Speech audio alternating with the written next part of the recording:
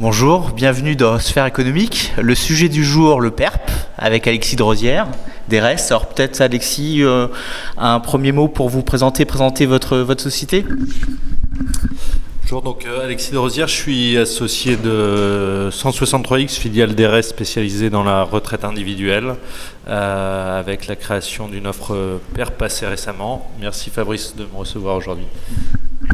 Alors vous êtes très bien placé en tant que spécialiste du PERP pour répondre à cette première question très simple. Moi j'ai un PERP, mais franchement, je ne sais pas bien ce que c'est Alexis, donc vous allez expliquer aux spectateurs.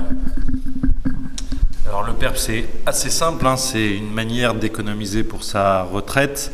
Le principe est très simple, on place de l'argent très régulièrement qui va venir capitaliser et qui va venir être transformé en rente au moment où vous allez prendre votre retraite, avec quelques spécificités, notamment on y reviendra, mais une sortie en capital possible, partielle, au moment de la retraite.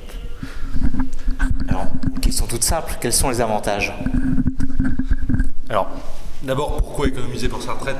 Bien sûr, on sait tous que les systèmes par répartition vont un petit peu dans le mur. Maintenant, quels sont les avantages ? En fait, le PERP, c'est un report d'imposition.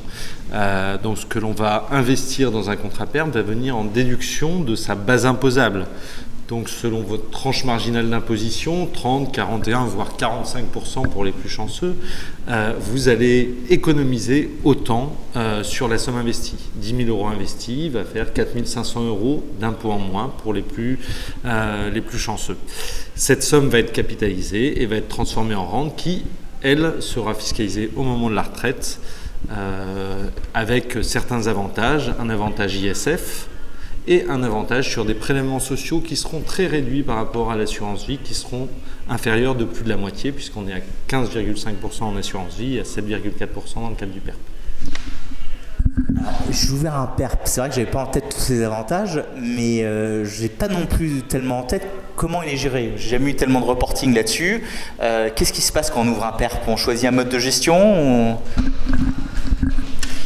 Le PERP est un produit qui initialement est très rigide en fait, puisque lorsqu'il a été créé, la volonté du législateur a été de protéger au maximum les investisseurs. Et par ce biais-là, en fait, il a voulu imposer aux investisseurs un cadre d'investissement borné, à savoir si vous êtes à plus de 20 ans de la retraite, vous allez avoir un investissement qui sera relativement libre. Par contre, si vous êtes à moins de 20 ans de la retraite, le législateur va imposer 40% de fonds en euros. Ce qui, dans le contexte actuel de taux bas, qui est la situation dans laquelle on vit, n'a pas forcément un intérêt important. Par contre, de façon volontaire, et si l'investisseur le décide ou si le contrat le permet, l'investisseur va pouvoir passer en allocation totalement libre et bénéficier des conseils de son gestionnaire de patrimoine. Donc on peut dynamiser la gestion d'un PERP. Donc ce n'est pas une gestion automatique. Eh bien oui, c'est un choix qui est offert aux investisseurs. Encore faut-il qu'ils le choisissent et encore faut-il qu'il soit bien conseillé et que le contrat en lui-même propose des supports de gestion qui soient suffisamment larges pour optimiser justement toute cette phase d'épargne qui va durer très longtemps. J'aime à dire bien souvent que l'avantage du PERP, c'est qu'on a un horizon certain et lointain. Et donc un horizon certain et lointain, ça milite pour investir au maximum sur des actifs risqués, puisqu'on bénéficiera à ce moment-là de la totale plus-value du gestionnaire d'actifs sous-jacent. Et alors justement, on peut choisir le gérant de son PERP, le fournisseur du PERP, de l'enveloppe ? Alors, deux choses, oui, vous pouvez bien entendu choisir l'assureur du contrat. Vous aviez souscrit un PERP il y a quelque temps qui avait... Bon, je dirais le nom.